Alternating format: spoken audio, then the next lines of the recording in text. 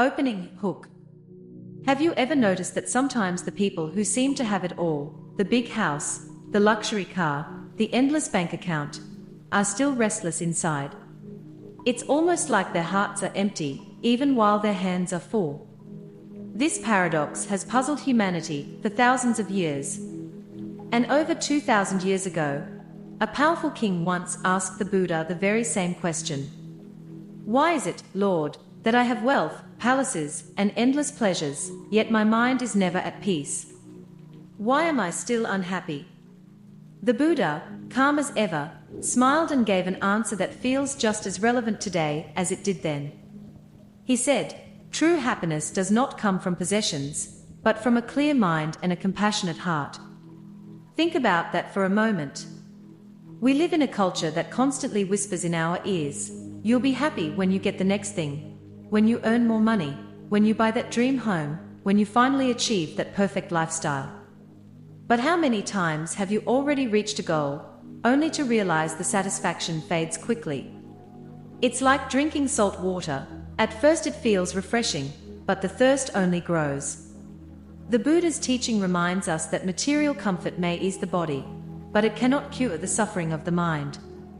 Peace of mind isn't sold in stores. You can't buy compassion on Amazon Prime. Wisdom doesn't come with a price tag. And yet, when we nurture these inner qualities, they create a kind of wealth that no loss, no market crash, no changing trend can ever take away. Let me ask you, when was the last time you felt deeply, genuinely happy, not because of something you bought, but because of something you understood, or a kindness you shared? Maybe it was the quiet relief of forgiving someone who hurt you. Maybe it was the warmth of helping a friend in need. Or maybe it was the simple clarity of realizing that you don't have to keep chasing more to finally feel enough. That's the kind of happiness the Buddha was pointing to, the happiness that endures. Because let's be honest, even if you had all the gold in the world, without wisdom you wouldn't know how to use it. And without compassion you wouldn't have anyone to share it with. Possessions can decorate our lives, but they cannot define our peace. As we begin this journey together, I want you to hold this image in your heart. A wise king, with every treasure imaginable, still restless, still searching. And the Buddha, gently reminding him, and us, that the treasures that matter most are already within reach. They are not found in wealth or status, but in the depth of our understanding and the openness of our hearts. So, the question I want to leave with you as we step further into this teaching is simple. Are you chasing the kind of happiness that fades? Or are you cultivating the kind of happiness that lasts? Because true happiness, the kind that doesn't crumble when the world changes, is born not from what we hold in our hands, but from what we awaken in our minds and nourish in our hearts. Material happiness is temporary. We live in a world where it often feels like happiness is just one purchase away. A new phone, a bigger house, that dream vacation. Each time we reach for something outside ourselves, we think, this will finally make me happy. And for a short while, it does. There's a burst of excitement, a temporary high. But then, like clouds drifting across the sky, that feeling fades. Buddha compared wealth and possessions to clouds, always changing, never permanent. Think about it, money can come quickly, but it can disappear just as fast. How many stories have we heard of lottery winners who became miserable, or celebrities with all the fame and fortune in the world who still feel empty inside? It's because material happiness is fragile. It depends on things we cannot truly control. And when we cling too tightly to wealth, fear sneaks in. Fear of losing it. Fear of not having enough. Have you ever noticed how stress often grows with success? The more you own, the more you feel the weight of protecting it. The bigger the house, the more bills. The larger the bank account, the more anxiety about keeping it safe. It's a cycle that never seems to end. Buddha taught, the richest person is not the one who has the most, but the one who knows they have enough. What a radical truth, especially in our culture of endless consumption. To know enough doesn't mean giving up everything or rejecting comfort. It means realizing that no external thing can fill an internal void. It's about freedom. Freedom from the constant chase, freedom from the illusion that just a little more will finally bring peace. Let's pause for a moment. Can you remember a time when you finally got something you'd wanted for so long? A car, a gadget, a piece of jewelry. Do you remember how quickly the joy faded once it became just another object in your daily life? It's not that material things are bad. They can bring convenience, even moments of joy. But they cannot provide lasting happiness. They were never meant to. Lasting happiness comes from a different source, a source that can't be taken away by market crashes, accidents, or the passing of time. It comes from wisdom, from compassion, from living with a heart that knows how to appreciate what is here right now. I've seen people with very little who radiate peace, and I've met people with everything who are tormented inside. That contrast is powerful. It shows us that wealth alone is not the measure of a rich life. Sometimes, the simplest meal shared with love tastes more fulfilling than a banquet eaten in loneliness. So, the real question is, are we spending our energy chasing clouds, or are we grounding ourselves in what truly lasts? Because wealth, like clouds, will gather and disperse beyond our control. But the wealth of a peaceful heart, that's something no storm can take away. The next time you find yourself thinking, I'll be happy when, pause and ask, what if happiness isn't something I wait for, but something I live right now? Because true richness isn't about owning the world, it's about discovering that the world within you is already enough. Wisdom as the guiding light. If material wealth is like clouds, always shifting, never stable, then wisdom is the lamp that helps us walk safely through the storm. Without it, we stumble in the dark, chasing after things that can never truly satisfy us. But when wisdom lights our path, we begin to see clearly what leads us toward peace and what drags us into suffering. Wisdom doesn't mean having all the answers or holding degrees on a wall. It's not about cleverness or book knowledge alone. True wisdom is the ability to see life as it really is. To notice that every choice we make plants a seed. Some seeds grow into joy, others into regret. A wise person asks, does this action nourish my heart, or does it chain me to more craving? Think of it like eating. Imagine you're hungry, and in front of you are two meals. One is fast food, tempting and quick, but leaves you feeling heavy and unsatisfied. The other is simple, wholesome, and nourishing, giving you energy and balance. Wisdom is what allows you to pause, to choose the meal that feeds not just your body, but your well-being. In life, every decision works the same way. Without wisdom, we grab what looks good in the moment, and then wonder why we are still restless.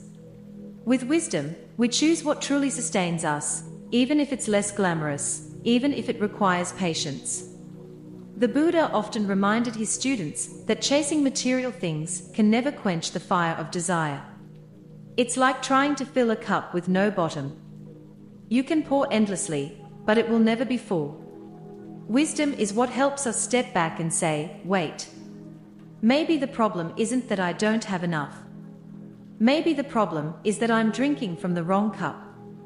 Let me ask you, have you ever finally achieved something you thought would complete you, only to feel strangely unsatisfied? Maybe it was a promotion, a purchase, or even recognition from others. In that moment, you might have realized, oh, this isn't it. This isn't the happiness I thought I'd find.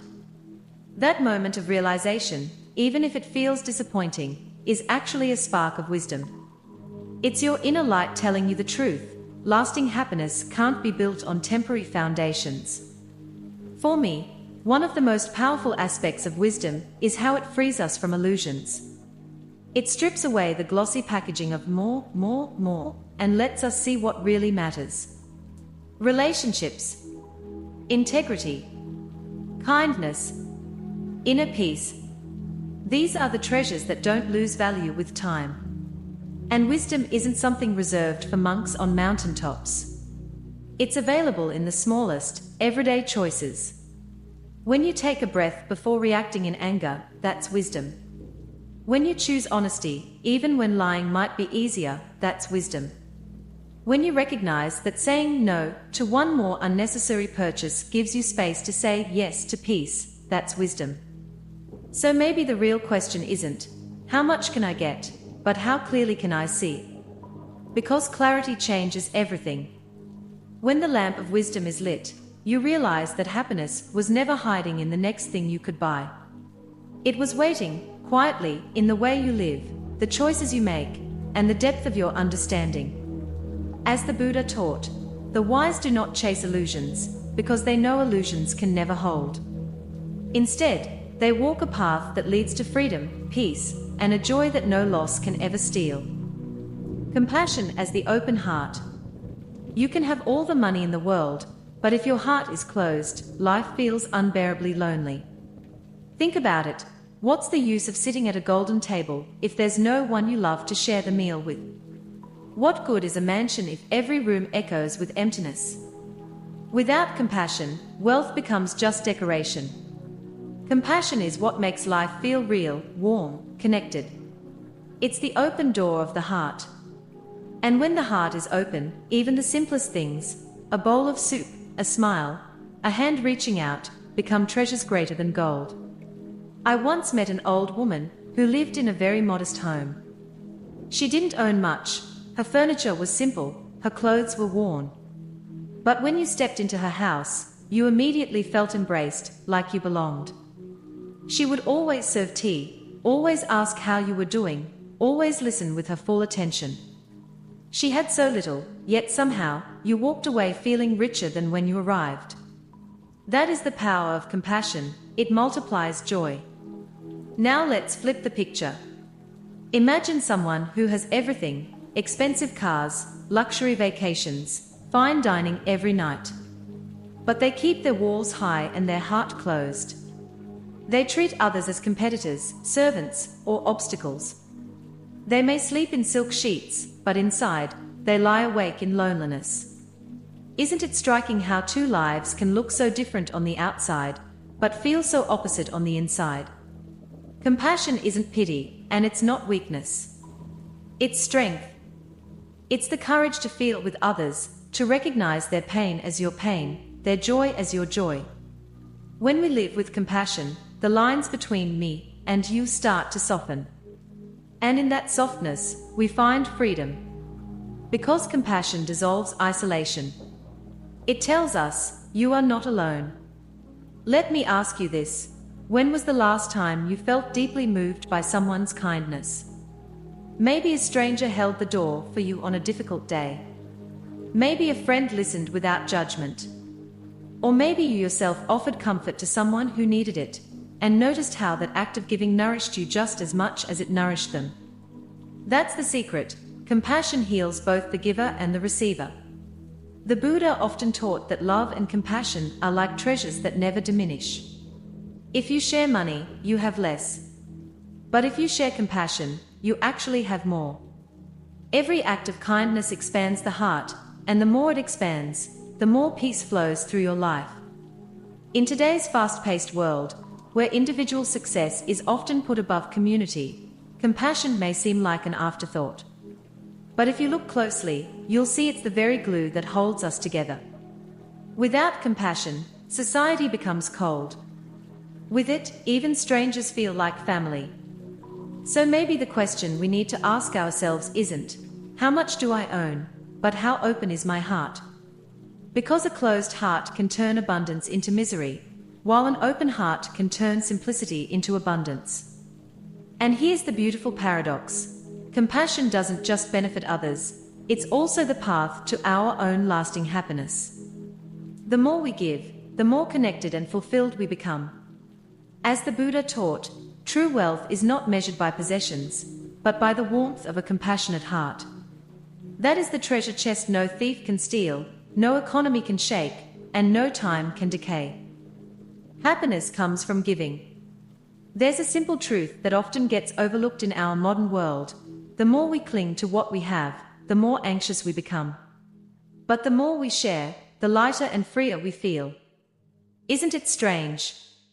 You would think that holding tighter to your possessions would bring security, but in reality, it often brings fear, the fear of losing, the fear of not having enough. The Buddha expressed this so beautifully when he said, "A single candle can light 1,000 candles, and yet its own flame will not be diminished." That image stays with me. Imagine holding a candle in a dark room. The moment you pass the flame to another, the light doubles, then triples. The room grows brighter and brighter. And your candle, still burning, still strong. Giving doesn't take away from us. It multiplies what we have. Think about the happiest moments in your own life. Were they really the times you got something new? Or were they the times you gave?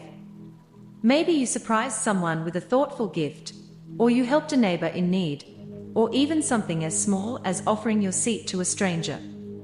There's a deep joy in those moments, a kind of joy that doesn't fade. Because giving connects us. It tells us we are part of something larger than ourselves. On the other hand, when we cling tightly, fear grows. Have you ever noticed how people who hoard money or possessions often seem restless, always guarding what they have? It's like building a castle with no windows, safe, maybe, but also suffocating. Life becomes smaller when everything is about protecting mine. But when we give, even just a little, life opens up. It's not about how much you give. It's about the heart behind the act. A smile, a kind word, a few minutes of your time, these are gifts that cost nothing but can change someone's day, even someone's life. I once read a story about a man who regularly bought coffee at the same cafe.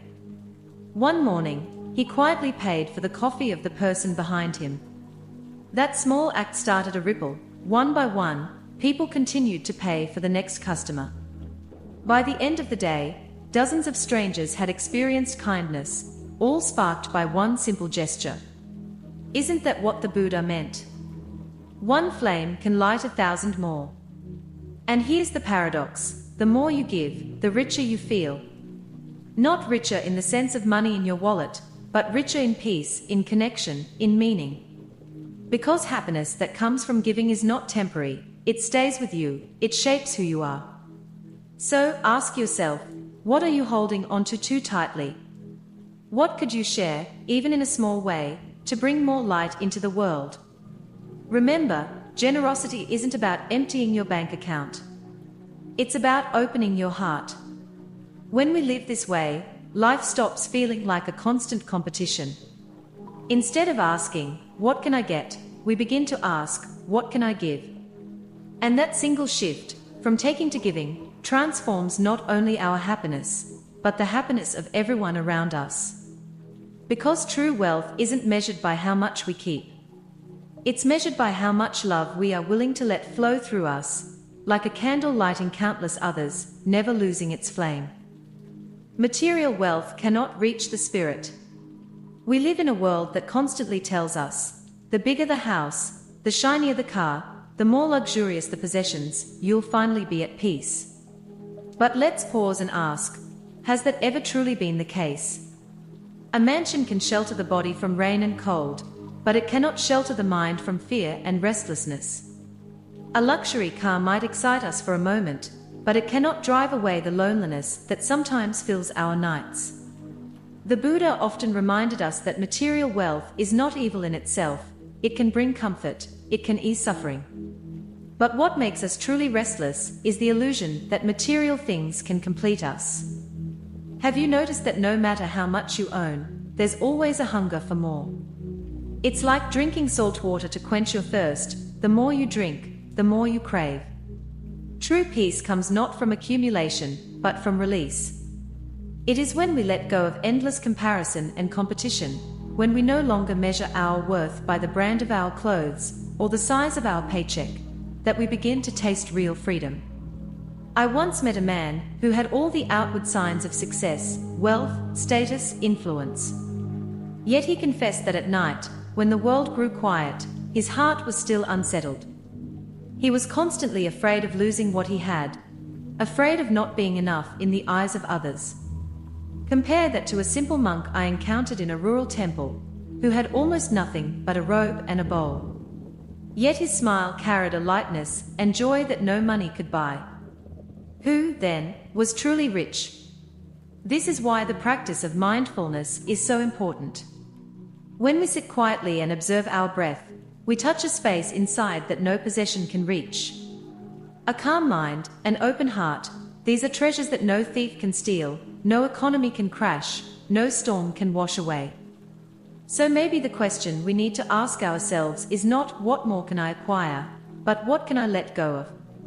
Can I release the need to constantly prove myself? Can I let go of the thought that I must keep up with everyone else? Because every time we let go, we create space, space for peace, space for love, space for joy that doesn't depend on circumstances. In the end, a house only becomes a home when it holds laughter and love. A car only becomes meaningful when it carries us toward people we cherish. And wealth only becomes real when it is used with wisdom and compassion.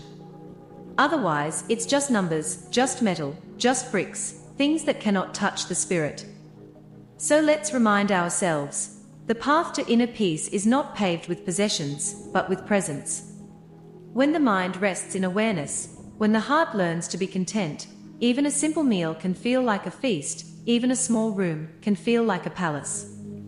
Because true wealth is not found in what we hold in our hands, it's found in the freedom and stillness of our heart. True happiness is not swept away by time. Have you ever noticed how quickly money comes and goes? One day it's in our hands, the next it's gone, spent, lost, or devalued.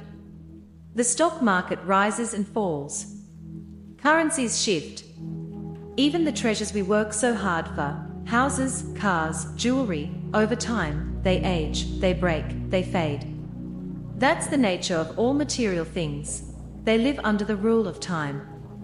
But wisdom and compassion, those are different. They don't lose value.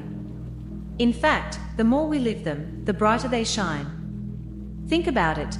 A kind word spoken years ago may still warm someone's heart today. A moment of wisdom, perhaps advice from a parent or teacher, can echo through decades, guiding us in ways money never could. The Buddha taught that while wealth can provide comfort, it cannot guarantee happiness. True happiness is not measured by how much we own, but by how much peace we carry inside. And peace doesn't decay with time. On the contrary, when we practice mindfulness, compassion, and understanding, our inner life grows richer with every passing year. I once knew a woman who spent her younger years chasing wealth. She succeeded. She had more than she ever dreamed of. Yet, in her old age, what people remembered her for wasn't her houses or her bank accounts. They remembered the way she always made time to listen, how she encouraged others, how she treated everyone with dignity. Her compassion became her true legacy, something time could not erase. And maybe that's the question we should all ask ourselves. What will remain when the years have taken everything else? What part of us will time be unable to touch? Our possessions may fade, our bodies may age, but the love we've given, the wisdom we've cultivated, these become timeless treasures, carried not only in our hearts, but also in the hearts of others. This is why every step, every breath, every act of kindness matters. When we choose compassion over anger, patience over haste, generosity over greed, we are planting seeds that grow beyond our lifetime. Even after we are gone, those seeds may blossom in someone else's life, inspiring them just as we were once inspired. So while money today may vanish tomorrow, the peace you cultivate within, the compassion you extend to others, those will endure. They won't be swept away by time, because they don't belong to the realm of things. They belong to the spirit, to the essence of who we are. And here's the beautiful truth: every one of us has access to these treasures. You don't need a certain income, a certain title, or a certain background. All it takes is the willingness to pause, to breathe, to live with awareness, and to let your heart open. True happiness isn't fragile. It doesn't crack under pressure or dissolve with age. It deepens, matures, and glows brighter with every mindful step we take. So the invitation is simple: let's not pour our whole life into building castles of sand. Instead, let's nurture the kind of happiness that no tide can wash away, the happiness born from wisdom, from compassion, from a heart at peace. Because when time has swept everything else aside, this is what will remain. The story of the beggar and the golden bowl. Let me share with you an old story. One day, a beggar stumbled upon something beyond his wildest dreams: a golden bowl. His heart leaped with joy. Finally, he thought, his life would change. He imagined food, clothes, shelter, and respect from others. But that night, when he tried to sleep, something strange happened. He couldn't close his eyes. Every rustle of the wind, every shadow in the corner, filled him with fear. What if someone steals it? What if I lose it? Instead of bringing peace, the golden bowl became a prison. He clutched it tightly, unable to rest, chained not by poverty anymore, but by his own fear of losing what he had gained. The very treasure he thought would free him ended up trapping him. The Buddha once said, "Gold and silver bind the ignorant, but they are tools for the wise to create merit and do good." And that's the heart of the story. The problem was never the bowl itself. It was the attachment, the clinging, the illusion that happiness lives inside the metal. For the beggar, gold became his master. For the wise, gold can become a servant, a means to bring comfort to others, to build schools, hospitals, temples, or simply to ease someone's suffering. It makes me wonder, how often do we hold on to our own golden bowls? Maybe it's money, maybe it's status, maybe it's a relationship we are too afraid to lose. The tighter we hold, the heavier it feels.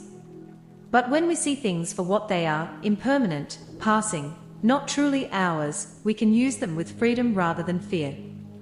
I remember once talking to a businessman who said he had everything he ever wanted: success, wealth, recognition. Yet, he confessed that he had never slept well in years. His mind was always racing: will I lose it all tomorrow? It struck me that his golden bowls weren't outside, they were inside: thoughts, attachments, anxieties polished until they gleamed, but heavy nonetheless. The story of the beggar is not about poverty versus wealth, but about ignorance versus wisdom. The same bowl that imprisoned one man could have liberated another, depending on how it was used. That's the lesson for us. It's not what we own, but how we relate to what we own. So maybe the question isn't, do I have enough, but rather, am I free with what I have? If wealth makes us cling tighter, it's just another chain. But if it helps us live with generosity, compassion, and joy, then it becomes a vehicle of freedom. The beggar never realized this truth. He carried his golden bowl, but never tasted peace. Perhaps the deeper invitation of this story is for us to notice the bowls we are clutching, visible or invisible, and ask, are they serving us, or are we serving them? Because in the end, happiness doesn't come from what's in our hands, but from the freedom in our hearts. Wisdom helps us see the truth. There's a saying in Buddhism that always stays with me: when we look deeply, we see the truth of impermanence. Everything around us, our possessions, our jobs, even our bodies, are in constant motion, never fixed, never permanent. That shiny car in your driveway will one day rust. That house you worked so hard to buy will eventually belong to someone else.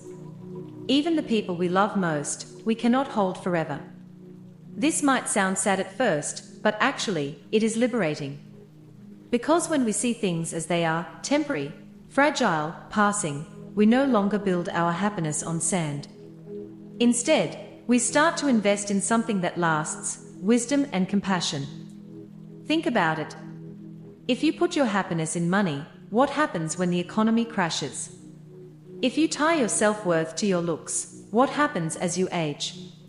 If you measure your life by success and recognition, what happens when the applause fades? All of these are fleeting. They come, they go. They are like waves rising and falling on the ocean. But wisdom, the ability to see clearly, to understand what matters, to discern truth from illusion that doesn't vanish with time. And compassion, the ability to love, to connect, to ease another's suffering, that never depreciates. The more you give, the more you have. I once heard someone say, wisdom is like planting a tree in your soul. It grows, it shelters, and it bears fruit long after material wealth has crumbled. Isn't that true? When you cultivate wisdom, every situation becomes a chance to learn, not just a problem to escape. When you live with compassion, every person you meet becomes an opportunity to love, not just an obstacle to overcome. Let's pause here and reflect. What would change in your life if you saw clearly that nothing you cling to will last forever? Would you stress less about the scratches on your car? Would you forgive faster, knowing that time is slipping away? Would you be kinder, knowing that every encounter might be the last? Buddhism teaches that while material things dissolve, the seeds of wisdom and compassion we plant in our hearts travel with us beyond this life.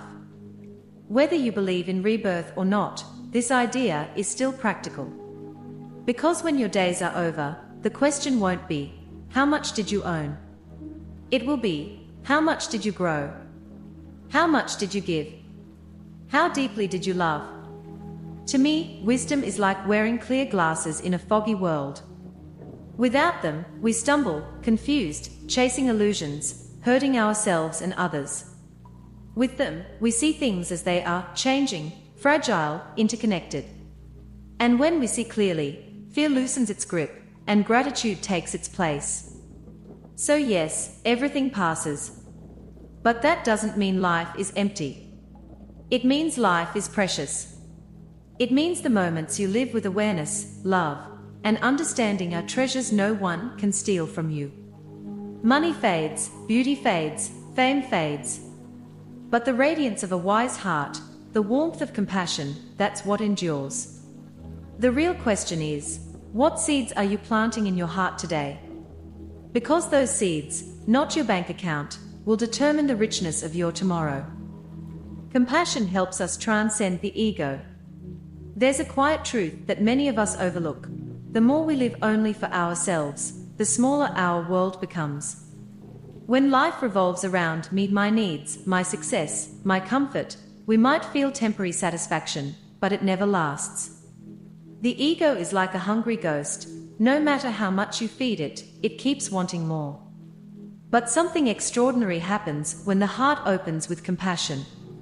Suddenly, we are no longer trapped in the tiny prison of me. We begin to see ourselves in others, to feel their struggles as our own, to rejoice in their happiness, as if it were ours. In that moment, life expands. The boundaries of ego dissolve, and we touch a joy that is both vast and unshakable.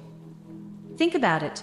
The happiest moments in your life, were they really about what you achieved for yourself, or about what you shared with others?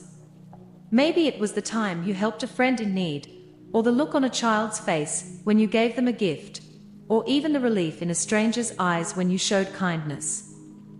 That warmth you felt, that's the joy of compassion. It is deeper than pleasure, stronger than pride, and more lasting than any material reward. The Buddha often compared compassion to water. Water doesn't discriminate, it nourishes trees, flowers, even weeds. In the same way, compassion doesn't ask, does this person deserve my love? It simply flows. And when it flows, it washes away the walls of separation we've built around ourselves. I once met a nurse who had spent her entire career caring for patients in critical condition. I asked her if it was exhausting to be around so much suffering. She smiled and said, yes, sometimes. But every time I hold a hand, every time I see fear soften into calm, I feel more alive than anywhere else. That's the paradox. When we give ourselves away, we don't lose, we expand. Compassion doesn't mean weakness. It doesn't mean ignoring your own needs. It means recognizing that we are all part of the same fabric of life. When one thread is torn, the whole cloth is weakened. And when one thread is mended, the entire cloth becomes stronger. Ask yourself this: if the joy of others became your joy, how rich would your life be? If their healing became your healing, how vast would your heart grow? Imagine a world where success wasn't measured by how much we gather, but by how much we give. The truth is, the ego will never be satisfied. It will always whisper, not enough, not yet. But compassion silences that voice. It tells us, I am already enough, because I am not alone. I am part of something greater. And in that realization, we discover happiness that no one can take away. So, the next time you feel trapped by your own worries, try stepping outside yourself. Look at someone else's pain and ask, how can I ease this? Look at someone else's joy and whisper, may it grow. That is the path of compassion. And in walking it, you don't just help others, you set yourself free. Sustainable happiness, the middle way. Have you ever noticed how life often feels like a pendulum, swinging from one extreme to another? On one side, we chase after pleasures, hoping that money, possessions, or recognition will finally bring peace. On the other, we sometimes go to the opposite extreme, denying ourselves, pushing too hard, believing that suffering itself is somehow noble. But neither side truly leads us to freedom. The Buddha pointed us toward a different path, a path he called the middle way. It is not about indulging every desire, nor about torturing ourselves with rigid control. Instead, it's about walking steadily, with balance. Imagine standing at the shoreline, where the waves meet the sand. If you run too far into the ocean, you'll be swallowed by the current. If you stay too far inland, you'll never feel the life of the water. The middle way is that steady ground where both wisdom and compassion meet. True happiness isn't fragile. It doesn't depend on having more or suffering less. It grows from seeing clearly. With wisdom, we realize that nothing outside of us can give lasting peace. With compassion, we begin to live not just for ourselves, but in harmony with others. And together, these two wings, wisdom and compassion, carry us toward a happiness that no storm can wash away. Think about your own life for a moment. Have there been times when you pushed yourself too hard, working endlessly, sacrificing health, relationships, and joy, thinking just a little more, and then I'll be happy? Or perhaps times when you retreated too much, closing yourself off from life's responsibilities, trying to escape. Both extremes leave us empty. But when we pause, breathe, and return to balance, we discover that joy was never out there to begin with. It was waiting inside us, quietly, patiently. The middle way is not a straight line, it's a practice. Every day, life will tempt us toward extremes. The art is noticing, adjusting, and coming back to center. That's how sustainable happiness is built, not from clinging or resisting, but from living with wisdom to see, and compassion to love. This is the heart of the Buddha's teaching, a path where peace does not flicker, where happiness does not fade.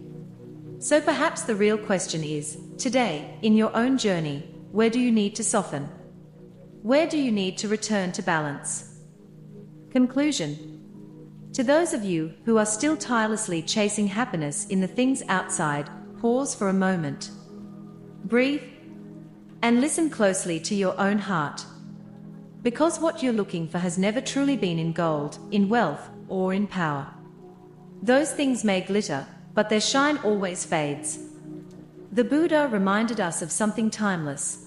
Sustainable happiness is born from within.